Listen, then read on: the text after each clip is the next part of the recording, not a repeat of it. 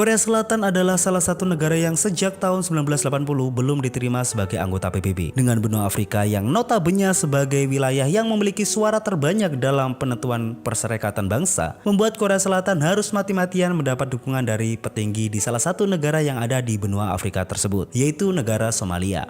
Dan pada tahun 1987, Korea Selatan mengutus dubes mereka yang bernama Han Shin-seong untuk berjuang dan memenangkan suara dari negara Somalia itu. Namun hanya berselang beberapa tahun, tepatnya di tahun 1990 hingga 1991, dubes Han mengalami tragedi pelik yang tidak akan pernah dia lupakan seumur hidup dia.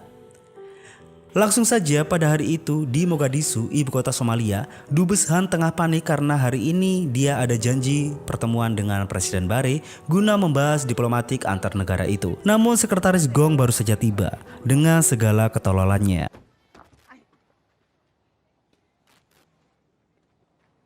Langsung beralih ke bandara, kita diperkenalkan dengan konselir atau perwira Kang yang diutus Korea Selatan untuk menemani Han yang bertugas mengesahkan diplomatik antar negara di Somalia. Konselir Kang membawa koper yang sudah disediakan oleh pemerintah Korsel yang isinya adalah hadiah-hadiah kecil untuk diberikan ke Presiden Barre dalam pertemuan yang akan terjadi hari ini. Namun sungguh membuat Kang sedikit jengkel bahwa dubes Han sangat lama menjemputnya. Dan terlebih lagi Kang dibuntuti supir taksi anjing yang tidak pernah menyerah untuk mencari orderan.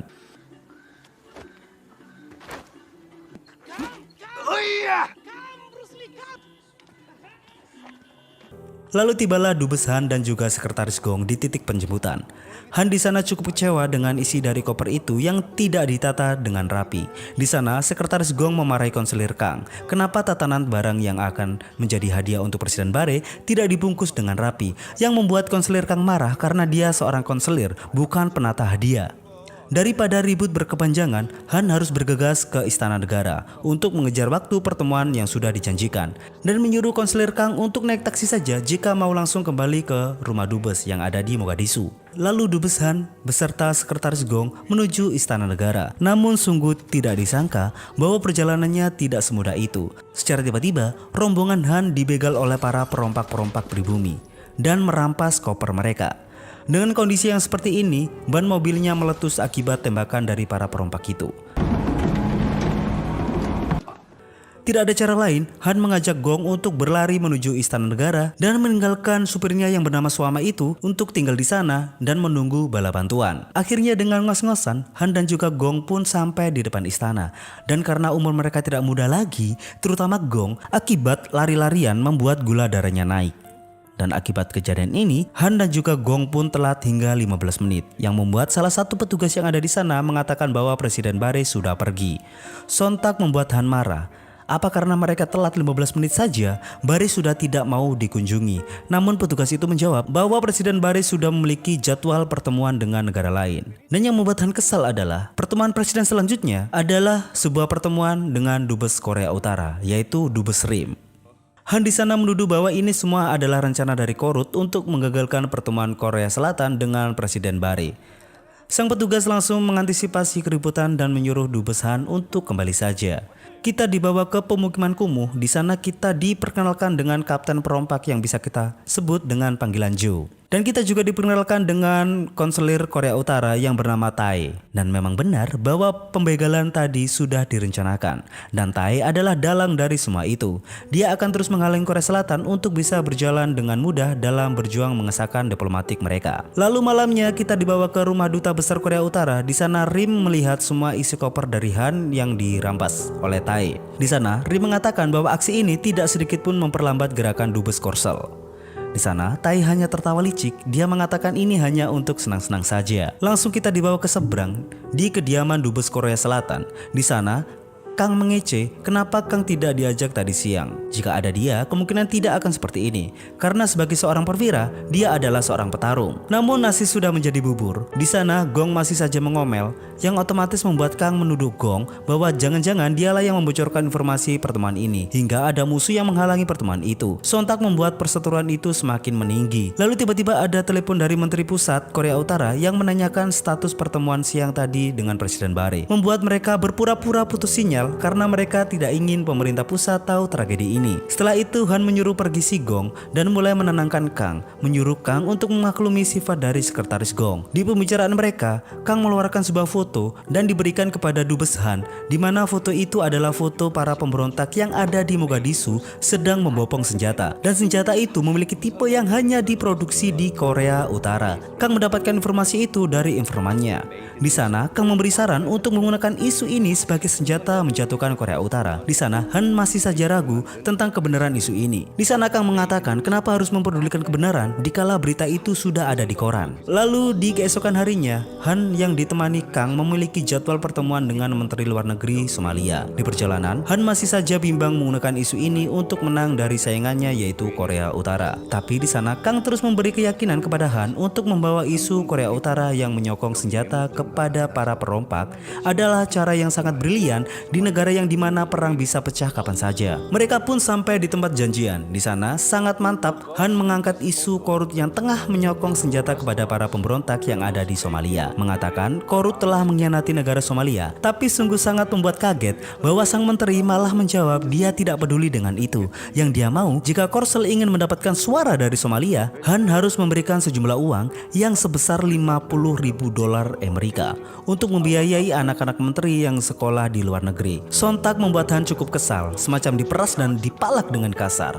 Lalu di sana langsung dibarengi dengan Han yang melihat Dubes Rim yang terlihat sukses bernegosiasi dengan menteri luar negeri itu.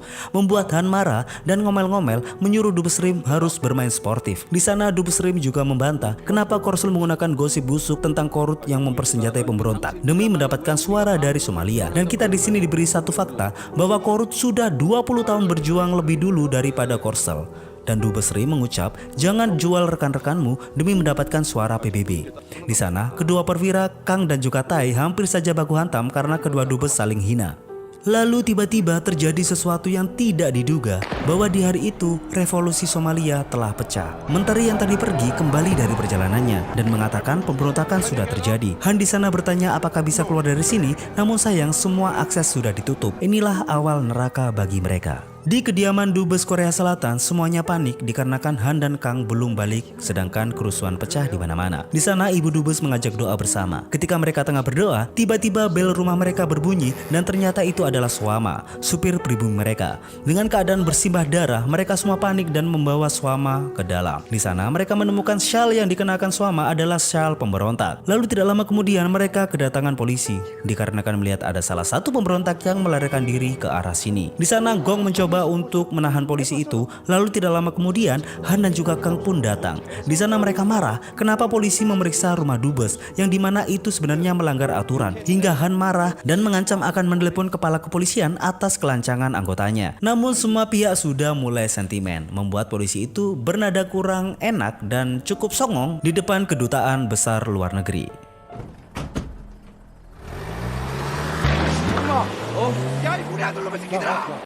Lalu Gong pun bilang bahwa sebenarnya dia menyembunyikan Swama yang terluka di kamar atas. Sontak membuat Han marah dan langsung ingin melihat Swama. Namun Swama sudah tidak ada di sana. Di malam yang gelap, kita diperlihatkan Swama yang menahan rasa sakit dan terus berlari. Hingga naas, nasibnya buruk. Ada polisi yang melihatnya dan tanpa sengaja, pukulan dari pihak polisi langsung menewaskan Swama di jalan sepi itu.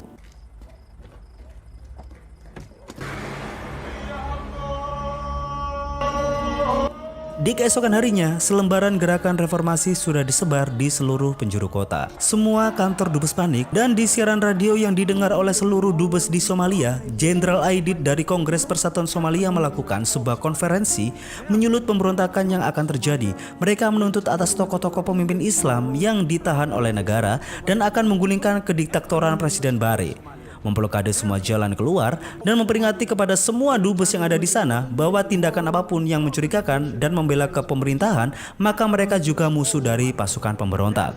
Kerusuhan di mana-mana. Di suatu siang, Kang bersama Dubes Han berusaha mencari agen tiket pesawat menuju ke Korea. Namun akibat kerusuhan ini, semua agen tidak ada yang berani buka. Mencari calo pun cukup sulit dan pastinya sangat mahal. Cukup menjadi masalah dikarenakan kerusuhan ini berlangsung cukup cepat, sehingga mereka tidak sempat mengambil uang mereka di bank.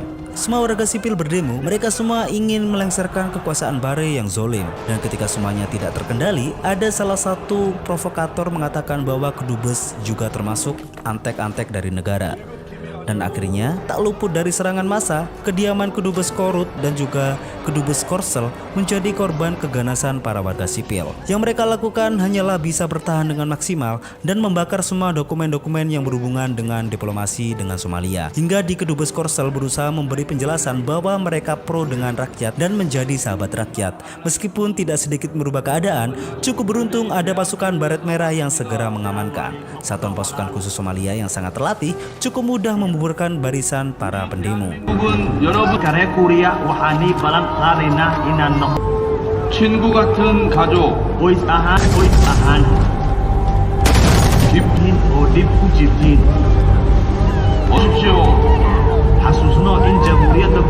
Kembali lagi Aidit melakukan pengumuman melalui siaran radio. Barang siapa yang bisa membantu mereka untuk menangkap Barre, entah itu dubes atau apapun dari pihak pemerintah, maka akan dipastikan keluarga mereka akan aman dan terhindar dari serbuan. Ini masih belum terjadi perang. Mereka hanyalah warga sipil karena pasukan pemberontak belum tiba. Mungkin tinggal menunggu waktu, Somalia akan benar-benar menjadi tempat yang menakutkan. Tidak ada cara untuk bisa tetap aman jika masih di sini. Bahkan para menteri negara banyak yang sudah kabur. Di malam itu Kang memiliki sebuah ide. Di malam itu, dengan Park Ji yang dia adalah sebagai penerjemah untuk kedubes, mereka berdua mendatangi kantor polisi. Di sana mereka ingin bertemu dengan kepala kepolisian. Namun sayang di sana Kang dihadang oleh salah satu penjaga. Namun bukannya Kang gentar, dia malah mengancam polisi itu untuk menembak kepalanya. Namun polisi itu hanya bisa diam. Di sini Kang mengatakan bahwa dia butuh bantuan polisi untuk membawa beberapa anggota guna melindungi rumah kedubes Korea Selatan dan akan diberikan upah. Cara Kang pun berhasil dan akhirnya para pasukan pemberontak telah tiba dengan persenjataan yang sangat lengkap. Di sana para warga sipil bersorak gembira, perang besar-besaran akan segera dimulai. Di sana sungguh sangat naas, di mana sang polisi yang waktu itu membunuh Suama tertangkap basah. Meski dia tidak lagi memakai seragam, ada yang mengenali wajahnya. Dilucuti habis polisi itu dan langsung dieksekusi di hari itu juga. Tewasnya mereka diiringi teriakan para warga Somalia. Korsel masih tidak menyerah. Di hari itu mereka mencoba memohon kepada pihak bandara untuk bisa masuk ke pesawat pengungsi. Namun kapasitas yang over dan ribuan orang yang ada di sini juga ingin selamat. Meskipun mereka adalah rombongan kedubes, tidak membuat mereka bisa memiliki keistimewaan. Mereka hanya bisa menaiki pesawat yang dikirim oleh negara mereka masing-masing. Di sana Kang meminta untuk pihak bandara bisa menghubungi menara Nairobi untuk terhubung ke kedutaan Korsel yang ada di negara Kenya. Namun tetap saja permintaan itu tidak bisa dikabulkan oleh pihak bandara. Di seberang sana, Korea Utara juga tidak bisa menerobos ke bandara karena hampir semua distrik di negara ini ditutup oleh pemerintah. Mogadishu hari itu hancur total. Kebakaran ada di mana-mana. Kepala pertahanan juga sudah kabur. Korea Utara masih berjuang agar bisa mendapatkan tiket pesawat agar bisa cepat pergi dari tempat ini. Lalu konselir Tae dengan santai mengatakan bahwa dia mendapatkan informan untuk mencarikan tiket untuk mereka guna bisa pergi dari sini. Dan ternyata itu adalah Joe, kapten perompak yang sudah lama dikenal oleh Tae. Tapi ternyata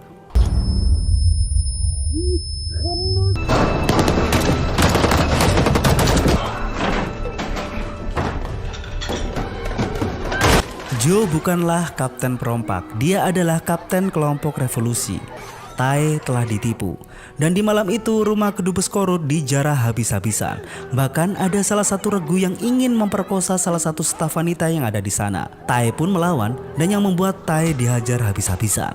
Joe yang melihat hal itu menghentikan anggotanya. Dia sempat marah karena seharusnya jangan ada kekerasan. Dengan Joe yang menghentikan kelompoknya membunuh Tae, dia mengatakan bahwa kini mereka impas. Joe dan kelompoknya pergi dari sana. Dengan keadaannya semakin brutal, tidak ada penjagaan sedikit pun di kediaman Korea Utara. Tidak ada cara lain, mereka harus pergi dari sini. Dan kedubes Rim mengajak semua stafnya untuk menuju ke negara sekutu, yaitu kedubes Republik Cina. Tanpa mobil yang bisa mereka kendarai, tidak ada cara lain, mereka berjalan kaki mengendap-endap, berharap bisa mencapai kediaman kedubes Cina. Di perjalanan mereka, tiba-tiba ada bocah yang memiliki senjata dan menggoda rombongan itu.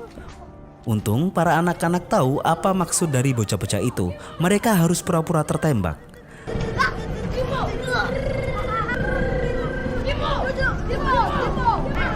Tae yang melihat kesempatan itu ingin merebut senjata yang dibawa oleh para bocah itu. Tapi sayang gagal, malah membuat bocah-bocah itu mengadu ke para seniornya. Rombongan itu pun harus cepat melarikan diri. Mereka sampai di depan kediaman kedubes Korea. Rim memiliki ide untuk meminta bantuan kepada musuhnya itu, yang membuat Tae protes. Namun Rim mengatakan jangan menyela keputusannya di saat Tae sendiri tidak mempunyai ide. Perlu diketahui bahwa Korut sendiri memiliki peraturan yang ketat, sangat terlarang mereka meminta bantuan dari Korea Selatan.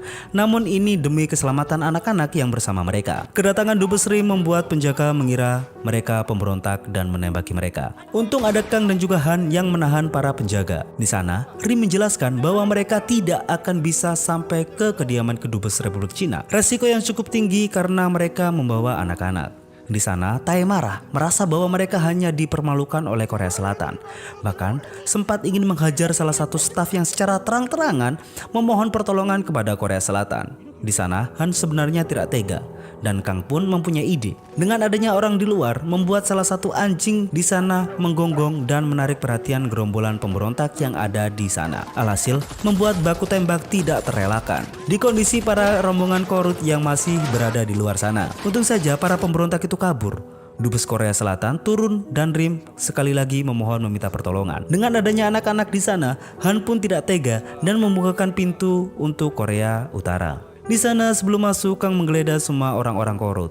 Dan Tae pun masih berlagak di situasi semacam ini. Dan datangnya para rombongan Korut membuat para polisi protes meminta biaya tambahan. Di sana, Kang juga dalam situasi kritis. Siapa yang menyimpan banyak uang di kala masa pemberontakan? Mereka semua tidak punya kesiapan apapun. Yang alhasil, para polisi mengancam untuk pergi dari sini jika tidak diberi tambahan upah. Di malam itu, sejarah baru telah terjadi, di mana Korea Selatan dan Korea Utara berada di meja makan yang sama. Korea Selatan sebagai negara demokrasi tidak berat menerima ini. Berbeda dengan Korea Utara, yang jika pemerintahannya tahu, bisa saja mereka semua dipenggal kepalanya. Namun sekali lagi, tidak ada yang bisa mereka lakukan. Rim pun mengawali menerima makanan dari Korea Selatan dan langsung disusul oleh semua staf mereka.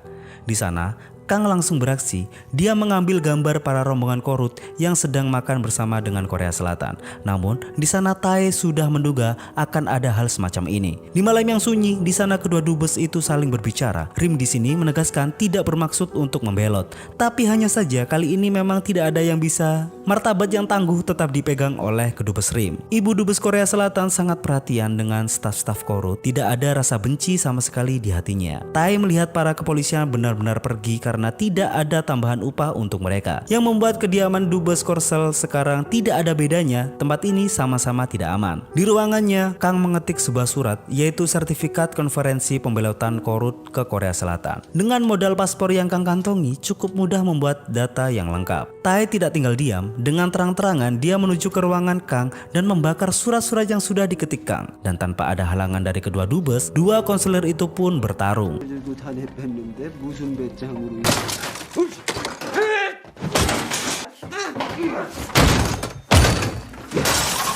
Tetap saja, Tae bukanlah tandingan konselir Kang.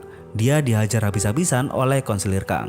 Bahkan Kang di sana masih menahan diri untuk membuat Tae kapok. Akibat kerusuhan yang terjadi, Han pun memarahi perilaku Kang. Di sana, Tae masih berlagak bahwa Korsel ingin menipu kita dan memaksa kita untuk membelot. Rim di sana memastikan bahwa itu bukanlah perintah dari Han dan murni ambisi dari konselir Kang. Dan akibat kerusuhan itu juga, Tae memberitahu ke semua isi rumah bahwa polisi sudah pergi. Tempat ini sudah tidak aman lagi, membuat semua orang panik ketakutan.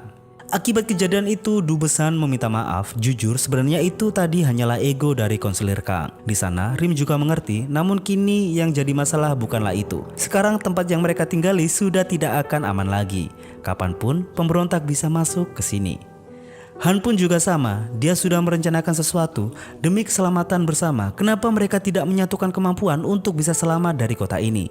Dan dengan persetujuan kedua konselir, mereka pun mulai menyusun rencana. Namun semua itu tidaklah mudah. Menyatukan pendapat ke kedua negara yang sudah lama bermusuhan adalah hal yang cukup sulit. Hingga mereka membuat keputusan untuk saling mencari informasi di kedubes negara sekutu masing-masing. Tidak ada cara yang lebih baik daripada ini. Jika dirasa ini sangat sulit dan kompleks, setidaknya dengan cara mereka, beberapa dari mereka ada yang bisa terselamatkan. Di pagi itu sudah diputuskan Korea Selatan akan pergi ke kedutaan Italia dan Korut akan pergi ke kedutaan Mesir. Di perjalanan mereka benar-benar melihat keadaan yang sangat tragis, banyak mayat yang tergeletak di mana-mana. Di perjalanan mereka sempat mengalami masalah sehingga mengundang perhatian kelompok pemberontak dan baku tembak pun terjadi.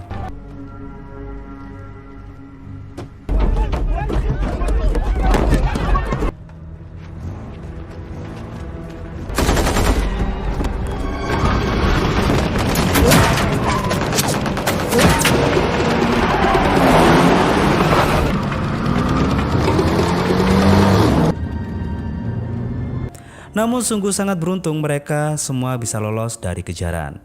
Korea Selatan berhasil mencapai ke kedutaan Italia. Lalu ketika mereka bertemu dengan kedubes Italia, sungguh kabar yang sangat baik bahwa mereka mempunyai pesawat palang merah yang bisa mengangkut semua staf Korea Selatan yang terjebak. Dan pesawat itu akan tiba hari ini tepat jam 4 sore, hanya tinggal beberapa jam lagi. Namun yang menjadi masalah adalah kedutaan Italia tidak bisa mengangkut para warga Korea Utara dikarenakan Italia dan Korea Utara tidak memiliki hubungan diplomatik. Han masih belum bisa menjawab, membuat Kang cukup gemas dengan pola pikir Han.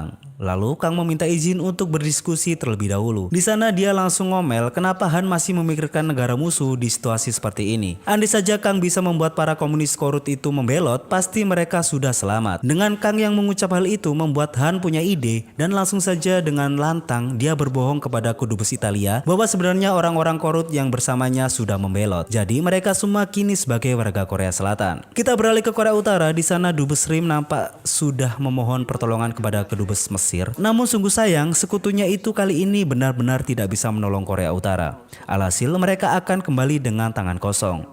Sesampainya mereka di rumah, Han di sana mengajak Rim untuk ikut bersamanya keluar dari sini melalui bantuan kedubes Italia. Karena jika Rim masih idealis menunggu bala bantuan dari sekutu negaranya, tidak menutup kemungkinan mereka semua tidak akan bisa selamat. Dengan martabat yang tidak bisa terus dipertahankan, Rim pun bersedia dan mereka berdiskusi. Lalu dengan ide Rim, semua mobil harus dilapisi sesuatu agar tidak mudah ditembaki jika ada sesuatu yang terjadi. Akhirnya mereka menggunakan buku-buku bekas untuk ditempel di mobil mereka. Kang mengatakan keberangkatan akan dilakukan pukul 3 sore waktu sholat asar berjalan.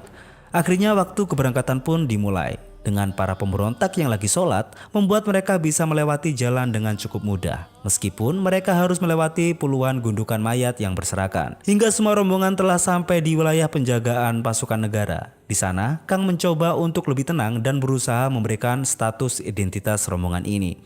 Hingga sangat tolol tanpa koordinasi, Sekretaris Gong mengeluarkan bendera putih dari sela kaca mobil yang sempit. Membuat kain benderanya merosot dan hanya menyisakan gagang benderanya saja. Alhasil para pasukan yang menjaga dari atas salah paham dan mengira bahwa yang mereka lihat adalah sebuah gagang dari tembak.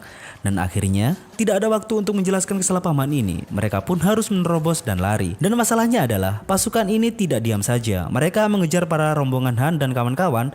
Aksi kejar-kejaran dan baku tembak pun tidak terelakkan.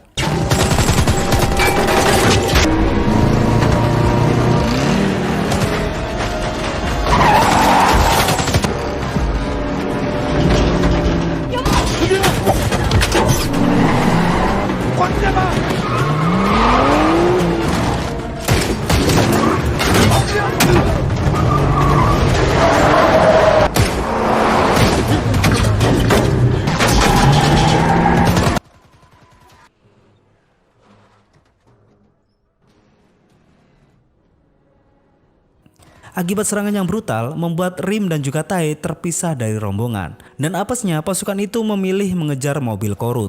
Di sana grup Kang, Han dan juga Gong lepas dari kejaran militer. Namun masalah baru muncul karena mobil mereka melintasi para kelompok pemberontak, membuat mereka mendapati serangan dari kelompok itu. Baku tembak dan saling tabrak terjadi lagi.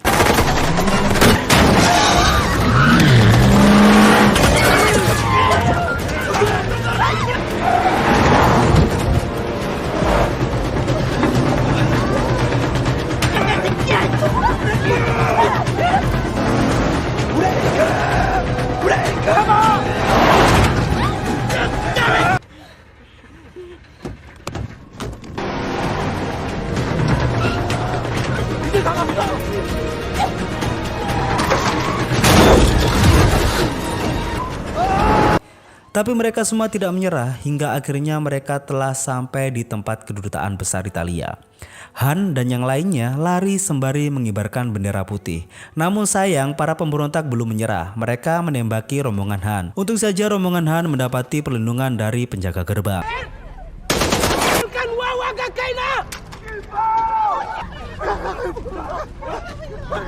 애들은 그렇죠? 오픈도 Lalu selang beberapa detik, akhirnya mobil Rim dan juga Tai sampai juga di titik pertemuan. Pasukan militer Somalia masih ingin mengejar targetnya. Untung saja mereka bersedia mundur karena instruksi dari penjaga gerbang kedubes Italia. Di sana Han menjemput Rin, tapi sungguh disayang, ternyata Tai sudah tewas akibat berondongan tembak yang diluncurkan pasukan militer yang mengejarnya tadi.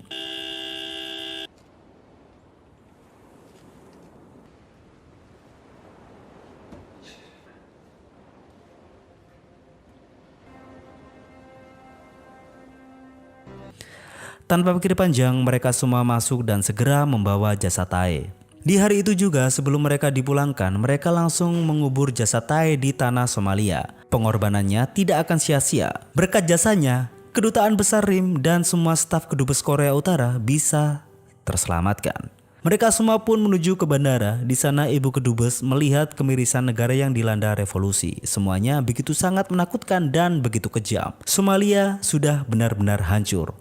Di atas pesawat mereka akan dibawa ke bandara Mombasa di negara Kenya dan selanjutnya mereka akan mendapatkan jemputan dari negaranya masing-masing. Di sana, Rim kali ini mengucapkan terima kasihnya dengan sangat tulus dan tidak memungkiri bahwa berkat Korea Selatan mereka bisa selamat dari tragedi ini. Sebagai seorang dubes negara, Rim harus mengakui bahwa Korea Selatan memiliki jasa yang sungguh besar. Di sana Han masih saja ingin menolong. Negara menyetujui bahwa Korut akan diberi bantuan tumpangan dan akomodasi. Namun di sana Rim mengatakan bahwa negaranya sudah memiliki aturan. Mereka akan dijemput langsung dari Pyongyang. Ketika pesawat mendarat di Kenya, Kang menginstruksi ketika sampai di bawah, kita semua harus pura-pura tidak saling kenal dan saling berjalan dengan jangan memandang satu sama lain. Ini semua demi keselamatan rombongan Korea Utara agar tidak diadili di negaranya sendiri. Di bawah, Han dan Kang mengalihkan para penjemput yang bertanya tentang Korut yang membelot. Semua ini hanya kebohongan Han agar bisa mencapai titik ini. Kedua rombongan itu berjalan menuju mobil penjemputannya masing-masing. Han di sana terus memandang dubes Rim dan menyadari setelah berjuang mati-matian bersama bahwa mungkin mereka tidak akan pernah bertemu lagi. Dan film pun tamat. Baiklah, sungguh sangat luar biasa film ini, membuka banyak wawasan dan sekalian juga kita bisa belajar sejarah. Kalian harus tonton film ini karena banyak sekali pesan-pesan tersirat yang ada di film ini.